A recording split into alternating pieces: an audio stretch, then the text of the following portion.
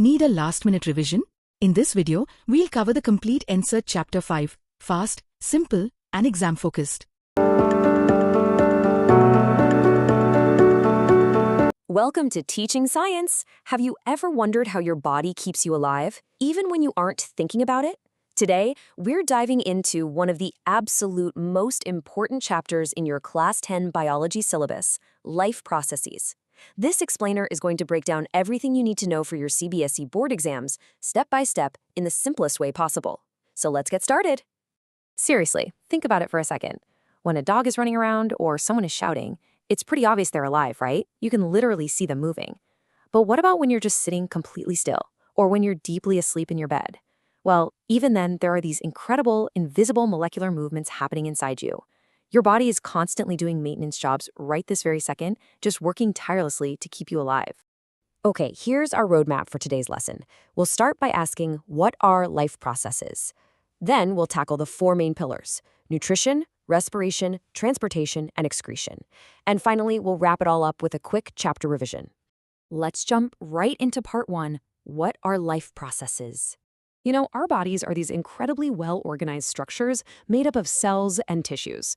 But because of the environment around us, this neat organization is constantly at risk of breaking down. So what do? Well, life processes are the basic, essential maintenance functions that living organisms perform to prevent damage, sustain life, and to keep everything in order. And here's the thing, even when you're just chilling out and resting, these maintenance jobs never, ever take a break. They constantly need a steady supply of energy. So how exactly do different living things get this energy? Well, single-celled organisms, like amoeba, have their entire body surface directly in contact with the environment. For them, simple diffusion totally meets their needs for food and oxygen. But wait, here is a massive board alert. Grab your notebooks for this one. The CBSE loves to ask, why is diffusion insufficient for complex multicellular organisms like us humans? The answer is simple. Our body design is way too complex, and our internal cells aren't in direct contact with the outside world. Simple diffusion would just be way too slow to keep us alive. Instead, we need highly specialized tissues and organs to do the heavy lifting. And speaking of getting that energy, let's move to section 2, nutrition. In biology, nutrition isn't just about eating a tasty meal. It's actually the vital process of transferring a carbon-based energy source from the outside of the body to the inside. And depending on how complex that carbon source is, different organisms do this in different ways. First up, we have autotrophic nutrition. Auto literally means self. These organisms, like green plants, are totally self-sufficient.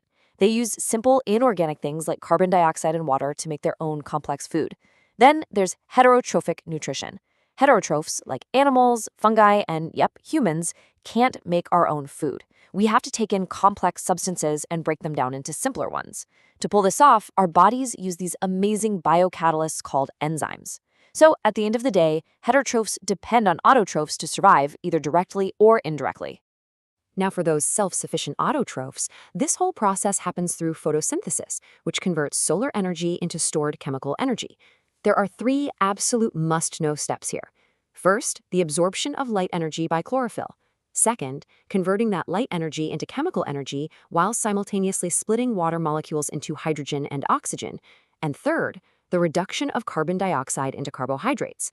But you know what's really fascinating? These steps don't always happen back to back. Take desert plants, for instance. If they opened their pores during a boiling hot day, they'd literally lose all their water. So they have a clever trick. They take up carbon dioxide at night, prepare an intermediate compound, and then finish the whole process during the day when sunlight finally hits their chlorophyll. Pretty smart, right? Now, for heterotrophs like us, we rely on a specialized digestive system. And I've got a great exam tip for you here. The breakdown of complex food actually doesn't start in your stomach. It starts right in your mouth. Yep, according to your NCERT activities, the enzymes in our saliva, specifically one called salivary amylase, immediately start breaking down complex starches into simpler sugars before you've even swallowed your food. It's a perfect example of just how incredibly specialized our human tissues are. All right, moving right along to section 3, respiration. Let's see how we unlock that energy. So now that we've digested our food, how do we actually unlock the energy stored inside it? Well, that is exactly what respiration is all about. And regardless of the organism, the very first step is universal. We always start with glucose, which is a 6-carbon molecule. This glucose is broken down into a 3-carbon molecule called pyrote. Definitely remember this for your exams. This crucial first step always takes place in the cytoplasm of the cell. Once we have that pyrote, it gets broken down even further to release the energy our cells desperately need. But how exactly is that pyruvate broken down? Well, that depends entirely on oxygen. And this brings us to another highly tested board alert. You absolutely must know the clear differences between aerobic and anaerobic respiration.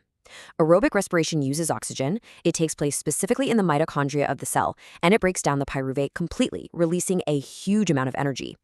On the flip side, anaerobic respiration happens in the complete absence of oxygen. A classic example is what goes on in yeast during fermentation. This takes place in the cytoplasm and produces ethanol and carbon dioxide, but it releases way less energy. Make sure you can clearly distinguish the end products and locations of both for your exams. Okay, let's keep this momentum going with Section 4, Transportation. So we've got our energy unlocked, and oxygen is coming in. But how on earth do we move all of this to every single microscopic cell in our bodies? The biological solution to that crazy logistical problem is our transportation system, driven by the human heart. Your heart functions as a relentless biological pump.